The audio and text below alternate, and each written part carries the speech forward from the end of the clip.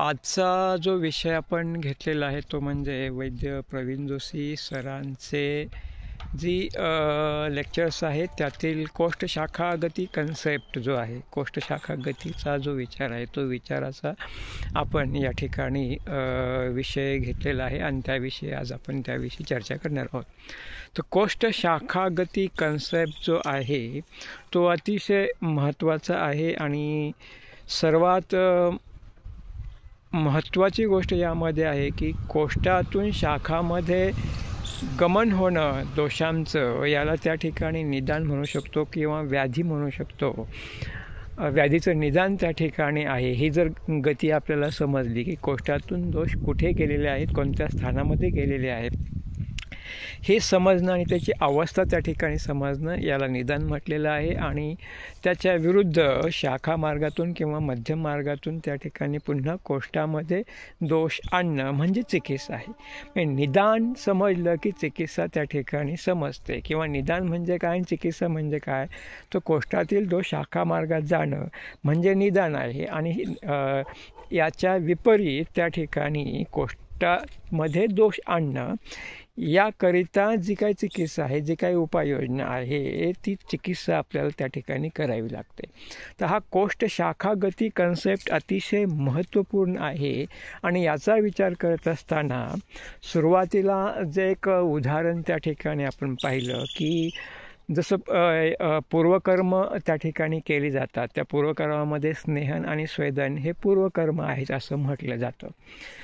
परंतु पक्वाशयामध्ये मलविबंध आहे आणि असं असताना त्या ठिकाणी आपल्याला स्नेहन आणि स्वेदन ही पूर्वकर्म करता येत नाहीत. त्याकरिता आपल्याला बस्तीचा वापर करावा लागतो. तर या ठिकाणी महत्त्वाची गोष्ट अशी आहे की पक्वाशयामध्ये वाताचा मार्गावरजन्य प्रकोप आहे आणि त्याकरिता आपल्याला स्नेहन स्वेदन करता येत नाही. तर पक्वाशय त्या ठिकाणी रिक्त असेल, पक्वाशयामध्ये मलविबंध नसेल, तर जो वाताचा व्याधी आहे तो धातुक्षयजन्य वात व्याधी आहे.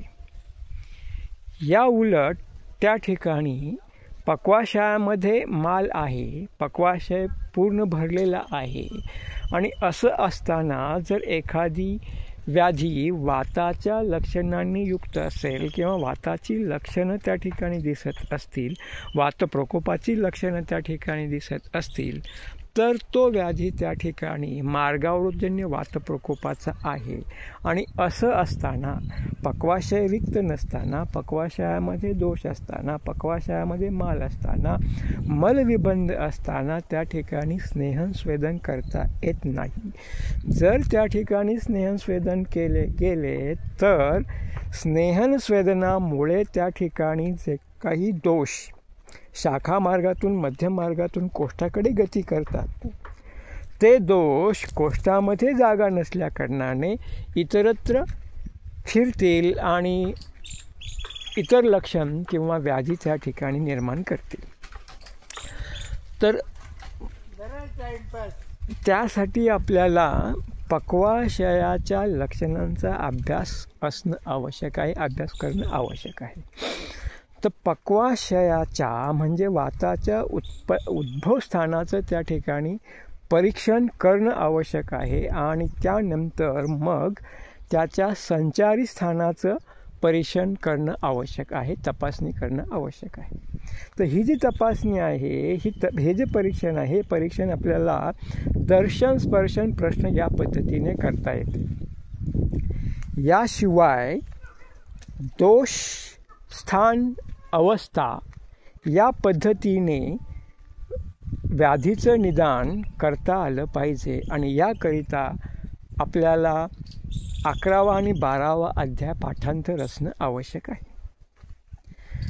तर आता आपण पाहिलं की पक्वाशयामध्ये मलविबंध आहे आणि अशा वेळेस जर स्नेहन स्वेदन केलं गेलं तर ते उत्कृष्ट दोष कोष्ठामध्ये येऊ शकत नाही, कारण कोष्ठ त्या ठिकाणी रिक्त नाही. आणि मग अशा वेळेस त्या ठिकाणी आपल्याला निरोह बस्तीचा वापर करावा लागतो आणि ही निरोह बस्ती त्या ठिकाणी आपण जर दिली तर पक्वाशय रिक्त होतं आणि पक्वाशय रिक्त झाल्यानंतर मग कोष्टातील शाखा मार्गातील आणि मध्यम मार्गातील जे दोष आहेत ते दोष कोष्टामध्ये गती करतात आणि ते कोष्टामध्ये आमाशयाच्या ठिकाणी आले तर त्याची आमाशयाची लक्षणं त्या ठिकाणी दिसतील आणि आमाशयाची त्या ठिकाणी जी चिकित्सा आहे वमन ती आपल्याला करता येईल. त्यानंतर दोष पश्चिमानाशयात आलेले असतील तर तशी लक्षणं त्या ठिकाणी आपल्याला दिसतील आणि त्याची विरेचन चिकित्सा आपल्याला करता येईल. याच पद्धतीने पक्वाशयामध्ये दोष आलेले असतील तर त्याची चिकित्सा त्या ठिकाणी बस्ती आपल्याला पुन्हा करता येईल. तर अशा प्रकारे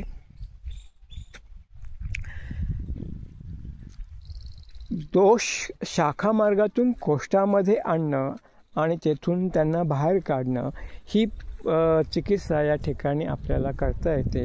हा कोष्ट शाखा गती कन्सेप्ट ही कोष्ट शाखा गती संकल्पना अतिशय महत्त्वाची आहे आणि कुठल्याही व्याधीमध्ये अशा पद्धतीने आपल्याला उपशय अनुपशय करून घेण्यासाठी देखील याची अतिशय मदत होत असते. तर अशा प्रकारे दोष कोष्टामध्ये असतील अनुत्कृष्ट असतील तर ते उत्कृष्ट करून घ्यावे लागतील आणि त्यांना बाहेरच्या मार्गाने यथासन्नम विनिर्हरेत या पद्धतीने त्यांना शरीरातून बाहेर काढता येईल.